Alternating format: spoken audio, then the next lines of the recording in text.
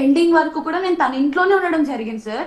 Okay. So ఈ time period లో మొత్తం నాకు అలవాటు చేపించింది అండ్ నేను ఎడిక్ట్ అయ్యాను. దాని తర్వాత నేను కొద్ది రోజులకి మానేశాను సార్. ఒక 2 months నేను మానేశాను. నా సొంతంగా ఏ రీహాబ్ ఏది లేకుండా నేను నా మీద స్ట్రాంగ్ డిసిషన్ తీసుకొని నేను వద్దు ఇది తప్పు నన్ను ఇలా చేసింది తనని చెప్పి నేను నా సెల్ఫ్ స్టాప్ చేశాను సార్. స్టాప్ చేశాక నాకు విత్డ్రావల్స్ రావడం ఇలాంటి ఇవి రావడం వల్ల నేను అడిక్ట్ అయిపోయాను కాబట్టి నేను మళ్ళీ తీసుకోవడం జరిగింది. ఓకే, దాని తర్వాత నా హెల్త్ పాడైతుంది అని ఏ రోజు అయితే నాకు అర్థమైందో నాకు ఇవన్నీ సార్ నాకు ఇవన్నీ అయితే ఎక్కడ దొరకవు కదా సార్. నాకు తన దగ్గరే దొరికాయి, నాకు బయటకు వచ్చాక దొరికేవి కాదు. అండ్ నేను ఎప్పుడు అలా ట్రై కూడా చేయలేదు. సో తిన దగ్గరికి వెళ్ళాలి మళ్ళీ కావాలంటే. నేను తిన దగ్గరికి అయితే ఏ రోజు వెళ్ళడానికి మళ్ళీ ట్రై చేయలేదు. నాకు తెలుసు అది ఒక బ్యాడ్ థింగ్ అని చెప్పి. సో నేను చాలా మంది అమ్మాయిలు ప్రీతికి మెసేజ్ చేయడం జరిగింది. అదే టైంలో ప్రీతి నువ్వు మళ్ళీ అక్కడికి వెళ్ళాకు, అదొక నరకం. చెర్రీ మెసేజ్ చేశాను సార్, ప్లీజ్ డోంట్ గో. నేను వాళ్ళ ఇంట్లో నుంచి బయటకు వచ్చేసాను Preethi, please don't go back to that hell అని చెర్రీ నాకు మెసేజ్ చేసింది. అది విత్ డేట్ టైంతో సహా నా దగ్గర చెర్రీ మెసేజ్ చేసిన వాట్సాప్ చాట్ కూడా ఉంది నా దగ్గర. అవును సార్.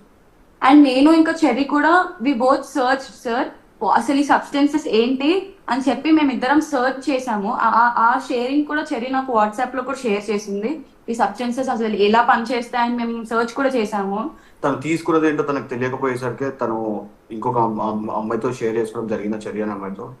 తను ఇది ఇలా ఉంటుంది, దీనివల్ల ఇది జరుగుతుంది అని చెప్పి తను ఒక మెసేజ్ పంపించింది సార్ వాట్సాప్లో. దాని కింద తిను బయటకు వచ్చేసిన తర్వాత మళ్ళీ వెళ్ళకు ప్రీతి అక్కడికి అని చెప్పి టైం లైన్తో డేట్తో సహా ఉన్నాయి సార్. ఇప్పుడు మీరు డ్రగ్స్ అన్ని కొనుక్కునే వాళ్ళండి డబ్బులు ఇచ్చి, లేకపోతే ఫ్రీగానే ఇచ్చేదా? సార్ ఫ్రీగానే ఇచ్చింది సార్, ఫ్రీగానే ఇచ్చింది. అండ్ సార్ తిను ఎలా చేసేదంటే సార్, సాయి వాళ్ళ ఇంట్లో ఉన్నప్పుడు సార్ తిన ఫ్రెండ్ ఒక పర్సన్ ని పిలిచింది సార్ ఆ రోజు ఇంటికి. పిలిచి నన్ను తన ఫ్రెండ్ తో కూర్చోపెట్టేసి తిని వెళ్ళి రూమ్ లో లాక్ వేసుకుంటుంది సార్ సాయితో కలిసి వెళ్ళి. నాకు కోపం వచ్చింది, నన్ను ఎందుకు ఈ అబ్బాయితో నువ్వు వదిలేసి వెళ్ళిపోతున్నావు అని చెప్పి నేను వెళ్ళి డోర్ కొట్టాను. డోర్ కొడితే అప్పుడు సాయి కూడా తిట్టాడు తనని, ఏమని నువ్వు అసలు అమ్మాయి ఎందుకు అబ్బాయితో వదిలేస్తున్నావు, వాడు చూడడానికి ఒక చిల్లర గాడిలాగా ఉన్నావు, ఫస్ట్ వాడిని ఇంట్లో నుంచి పంపించేసే నువ్వు. పట్టుకొచ్చి అక్కడ కూర్చోబెట్టి వాళ్ళిద్దరూ ఒకటే రూమ్ లోకి వెళ్ళడం జరిగింది. అప్పుడు ఆ అబ్బాయిని ప్రీతి దగ్గర వదిలేయడం జరిగింది. మరి తన ఇంటెన్షన్స్ ఏంటో తన ఇంట్యూషన్ ఏంటో నాకు తెలియదు. ఈ విషయం నాకు మొన్ననే షేర్ చేసుకున్నాను ప్రీతి. అండ్ సాయి కూడా షేర్ చేసుకున్నాడు సార్. మస్తాను సాయి కూడా నాకు చెప్పడం జరిగింది మొన్ననే. ఇప్పుడు మీలాగా ఎంతమంది ఆడపిల్లలు అట్లా ఆవిడ చేతిలో ఈ డ్రగ్స్ కు బానిసలు అయి ఉంటారమ్మా? ఆడపిల్లలు మగవాళ్ళు చాలా మంది ఉన్నారు సార్. అదే మొత్తం మీద ఎంతమంది ఉంటారు ప్రీతి గారు? సార్ నేను చూసినప్పుడు అయితే నేను 1 year తర్వాత మళ్ళీ తనతో ఎప్పుడు కాంటాక్ట్ లోకి వెళ్ళలేదు సార్. నాకు తెలిసిన వరకు ఏంటంటే తర్వాత తిను నాలాగే చాలా మంది అమ్మాయిలను తీసుకొచ్చి తనతో పాటు ఇంట్లో ఇలా పెట్టుకుందని చెప్పి నాకు తెలిసింది సార్. ఓకే, అంటే ఏంటి ఆనందం ఇప్పుడు మీలాంటి అమ్మాయిలను తీసుకొచ్చి డ్రగ్స్కి అడిక్ట్ చేసి ఆవిడ ఇంట్లోనే పెట్టుకుని వచ్చి ఫ్రీగా డ్రగ్స్ ఇచ్చి ఇలా చేయటం వల్ల ఏంటి ఆవిడకి ఆనందం? నేను అనేది అది.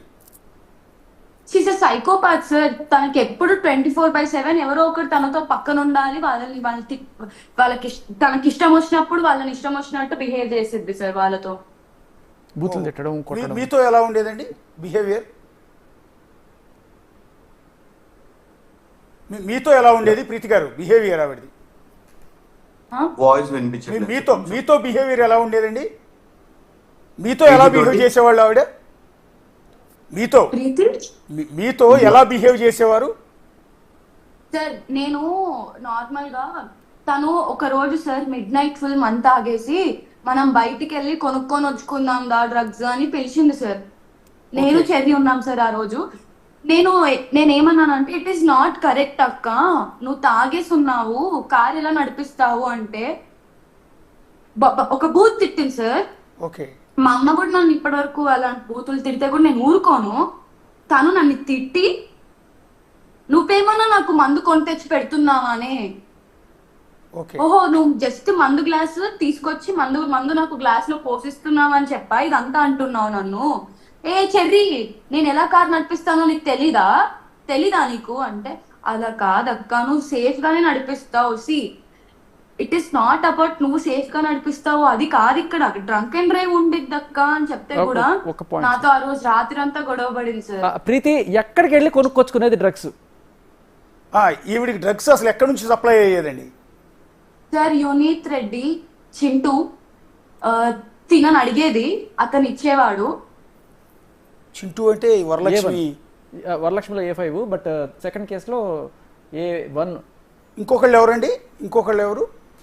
చింటూ ఇది సీజన్ డ్రగ్. చింటూ నిత్ రెడ్డి తన పేరు. రెండు అతని పేరు, అంటే చింటూ అనేది రెండు అతని పేరే సార్.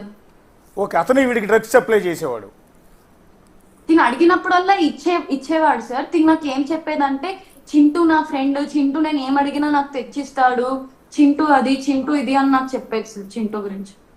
మన లీక్ అయిన ఆడియోలో కూడా చింటూ పేరు ఉంది. చింటూ కావాలి నాకు, చింటూ కావాలి నాకు, చింటూ గాని పిలవండి అని అంటున్న ఆడియో సార్. చింటూ ఇంకా తనకి పరిచయం సిన్స్ ఇయర్స్ సార్, ఇప్పుడు పరిచయం కాదు అది, సిన్స్ ఇయర్స్, కొన్ని సంవత్సరాలు 2017 దగ్గర నుంచి. షార్ట్ ఫిల్మ్ లో చేసేటప్పుడు చింటూ పరిచయం. అంటే ఇప్పుడు మీలాంటి వాళ్ళకి డ్రగ్స్ ఇచ్చి ఇంట్లోనే పెట్టుకోవటం, మిమ్మల్ని వేధించటం ఒక రకమైన టేస్ట్ అయితే, డ్రగ్స్ బయట వాళ్ళకి సేల్ చేస్తుందండి ఆవిడ? బయట వాళ్ళకి సేల్ చేయడం అయితే నేను ఎప్పుడూ చూడలేదు సార్. అంటే నాకు తెలిసిన అంతవరకు ఏంటంటే సార్, తిను నన్ను ఒకసారి గోవాకి వెళ్దాము అని చెప్పి నా ఆధార్ కార్డ్ తీసుకోవడం జరిగింది సార్. తిను ఎందుకండి? గోవాకి వెళ్దాము, మనం పార్టీ చేసుకుందాము, అలానే మనం కొనుక్కుందాము అక్కడికి వెళ్ళి అని చెప్తే నా ఆధార్ కార్డ్ తీసుకుంది, టికెట్ కూడా బుక్ చేసింది. దాని తర్వాత నాకు ఇలా నా హెల్త్ కండిషన్స్ వల్ల నేను రాను అని ఉదయ్ కూడా చెప్పాడు. అప్పుడు ప్రీతిని అయితే నువ్వు తీసుకెళ్ళొద్దు అని ఉదయ్ చెప్పాడు ఆ రోజు, నువ్వు వెళ్ళకు ప్రీతి అని చెప్పాడు. సో నేను ఆ రోజు ఆగిపోవడం జరిగింది, తను కూడా వెళ్ళలేదు ఆ రోజు గోవాకి. దాని తర్వాత నాకు తెలిసింది ఏంటంటే సార్, వీళ్ళు గోవా నుంచి ఒక బల్క్ లో డ్రగ్స్ తెచ్చుకొని వీళ్ళే పంచుకునేవాళ్ళు సార్ వీళ్ళందరూ. ఓకే, కానీ ఆవిడ డ్రగ్స్ అమ్ముతోంది అని డ్రగ్ పెడ్లర్ కింద ఆవిడ అరెస్ట్ చేశారు కదండి, 3 నెలలేమో. పెడలింగ్ డెఫినేషన్ అంటే అమ్మడమే కాదు, వేరే వాళ్ళకి ఇవ్వటం కూడా. ఓకే, ఇప్పుడు ప్రీతి గారు, మీరు దాని నుంచి బయటకు వచ్చారు, ఆ దరిద్రం నుంచి, ఆ నరకం నుంచి బయటకు వచ్చారు. మీలాగా ఎంతోమంది అమ్మాయిలు, ఎంతోమంది అబ్బాయిలు ఇట్లా డ్రగ్స్ బారిన పడి జీవితాలు నాశనం చేసుకుంటూ ఉన్నారు. ప్రభుత్వాలకి ఇది ఒక తలనొప్పి అయిపోతుంది. సో వీళ్ళందరికీ ఏం చెప్తారు మీరు? సార్ నేను ఒకటే చెప్తాను సార్, మనం ఏది చేసినా దానికి ఎఫెక్ట్ ఉంటుంది. సో మనం చేస్తున్న దానికి మన బాడీలో ఖచ్చితంగా అది ఎఫెక్ట్ అవుతుంది, అదొక్కటి తెలుసుకోండి. ఇప్పుడు ఎఫెక్ట్ అవ్వకపోవచ్చు మీకు, మీరు చేసే కొద్దీ మీరు ఎప్పుడైతే ఆపేద్దామని మీకు తెలుస్తుందో మీ సెల్ఫ్కి, ఆ రోజు మీ బాడీలో అయిన ఎఫెక్ట్, ఇప్పటి వరకు మీరు చేసిన దానివల్ల మీ బాడీ ఎఫెక్ట్ అయినదంతా మీరు ఏ రోజైతే ఆపుదాం అనుకుంటున్నారో ఆ రోజు మీకు బయటపడిద్ది. కావాలంటే ఇప్పుడు ఎవరైతే డ్రగ్స్ చేస్తున్నారో వీళ్ళందరూ ఉన్నారో, మీ అందరూ వెళ్ళి ఒకసారి కావాలంటే you can go and get your health checkup done and see how much your health is gone also. ఎందుకంటే నేను ఒక అమ్మాయిగా అయితే నేను చాలా సఫర్ అయ్యా. నాకు PCOD ప్రాబ్లమ్స్ వచ్చాయి, నాకు హెయిర్ లాస్ అయ్యేది. నాకు హెయిర్ లాస్ అవుతున్నప్పుడు తను ఏం చెప్పిందంటే, ఇదంతా డ్రగ్స్ వల్ల కాదు ప్రీతి, నీకు పెయిన్లు వచ్చాయి, పెయిన్ కుట్టి నీకు జుట్టోడిపోతుందని చెప్పింది సార్. కానీ అది ఫాల్స్. నేను చాలా అబ్జర్వ్ చేశాను, ఎప్పుడైతే డ్రగ్స్ తీసుకుంటున్నానో అప్పుడే నాకు ప్యాచెస్ గా హెయిర్ ఊడిపోవడం అనేది జరిగింది. నేను ఇవన్నీ అబ్జర్వ్ చేసిన, హెల్త్ ఎఫెక్ట్ అయింది. సో నేను నాకు ఎఫెక్ట్ అయినప్పుడు ఆబ్వియస్లీ అందరికీ ఎఫెక్ట్ అవుతుంది. So I think it is not good thing for a person to take this drugs, because it will effect you mental health, physical health, and even me families గురించి కూడా ఆలోచించండి ఒకసారి. అంటే తల్లో పేలు వస్తే జుట్టు ఊడిపోతుంది, తల్లో పేలు ఉండటం అనేది అసలు మెసేజ్ సహజమే కదా. అంటే డ్రగ్స్ తీసుకోకండి అనే మెసేజ్ కాదు, ఇలాంటి వాళ్ళని ఒక్కళ్ళని మనం లోపలేస్తే కనీసం 100 మంది డ్రగ్స్ బారి నుంచి బయటపడాలి. వచ్చింది అందుకే కదండి. ఇప్పుడు మీ హెల్త్ పాడైపోయిందండి, పాపం మీరు అయినా కూడా మీ బోల్డ్ అంత ఫీచర్ ఉంది, అయినా కూడా ధైర్యంగా వాళ్ళ పోలీస్ స్టేషన్ దగ్గరికి వచ్చారు. చాలామంది మనకెందుకు, మనకు బోల్డ్ అంత ఫీచర్ ఉంది, మనం సొసైటీలో బదనం అయిపోతాం, లేకపోతే మా మీడియా వాళ్ళు, మీరు చెప్తున్నట్టు మా మీడియా వాళ్ళు మీ ఫోటోలు చూపించి మీ జీవితాన్ని నాశనం చేస్తారు. సో ఇలాంటి భయంతో చాలామంది రారు. అయినా కూడా మీరు ఎందుకు వచ్చారు ముందుకి? సార్ ఎందుకంటే ఉదయ్ ఫోన్ లో ఫొటోస్ ఇవన్నీ తీసి తను మమ్మల్ని బ్లాక్మెయిల్ చేసింది సార్. ఏవైతే మీకు మీడియాకి ఇచ్చిందో అవే ఫొటోస్